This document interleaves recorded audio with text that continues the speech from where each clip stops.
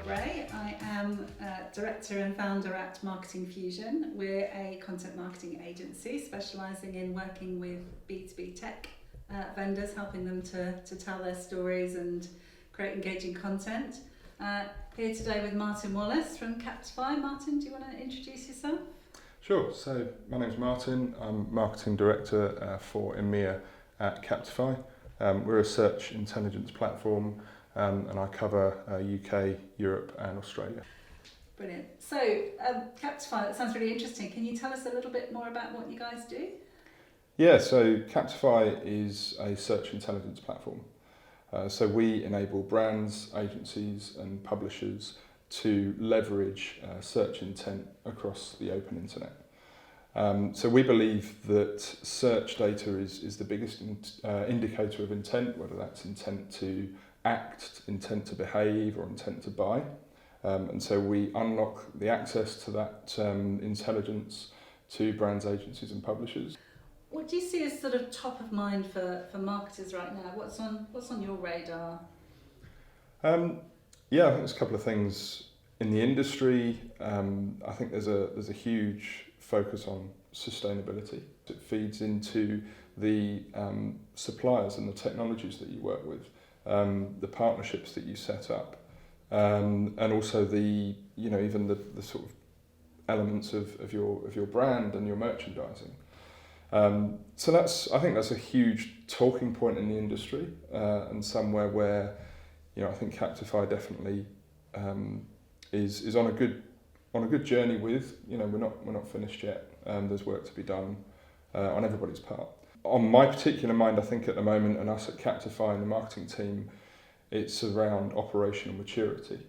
So we are looking at how we scale our marketing operations with a growing business. Captify has grown really healthily, really well over the last 5 years. And we're at a point, almost an inflection point now where we want to, as I say, mature our operations. So that involves building out new technologies, thinking more about measurement and ROI. So it's a really exciting time to be a B2B marketer at Captify.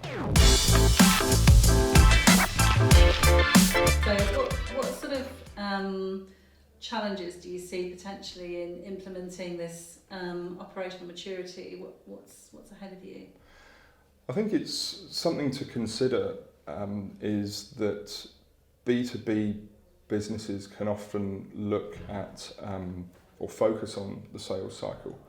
And so when you're running marketing operations, the touch points that you're considering and the initiatives that you're planning or putting together and the programs that you're going to run can often focus too much on the sales cycle.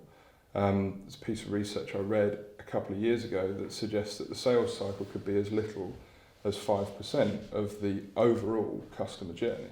Because even when a customer is in your sales cycle, chances are they're in someone else's sales cycle as well, because we shortlist and we make buying decisions. So I think it's really important to consider the marketing, when considering the marketing operation, that you look at the customer journey as a whole. And that can date back, particularly in B2B, that can date back to years before a purchase point. And also after the sales cycle as well. So you go right from positioning and awareness through to the buying point, but then afterwards you have retention and even advocacy as well. So when you're looking to roll out your marketing operations, you need to consider the customer journey or the buyer journey, as well as just the sales cycle. And I think that is something that does come up short in B2B circles. So what have you guys seen at Captify? What's happening? What have you experienced there in terms of being able to try and bring some of these programs into place? Yeah, I think there's a couple of things. I've been at Captify 6 months, I think. So in the short time that I've been here, there are two elements that I think put the marketing team in particular in a good position. One is our relationship with the sales team. So there is that understanding of where marketing has an influence and the room that it's given almost to do the job that we need to do. And the sales and marketing divide, gulf, whatever it is, can be a real challenge. And I think we're as aligned certainly as I've seen in my experience. So I think that's definitely a positive. The other area is, as we start our journey into sort of lead generation and marketing automation and being a little bit more mature, as I've said, there's a lot of interest from the board and from the CEO. The CEO is very kind of hands-on with marketing. He gets it, he understands it. And so I think that stakeholder management that we've got and stakeholder relationships put us in a really good position, as I say, to make this a success. So that's great from a sort of a cultural point of view. So getting the alignment between sales and marketing, I think, and then also looking at things from the buyer perspective, which kind of leads me on to think about the systems and the technology stack that you might be looking at. What are the considerations there in making the right choices and getting the right systems in place? Yeah, I mean, those choices and those decisions carry a lot of weight. There are two questions that you need to try and answer as best you can. So one is, are we set up to make it a success? And that, as I say, the weight of what could be a 7-figure decision is too much for a single marketer to carry, right? So who are the stakeholders who are going to be involved?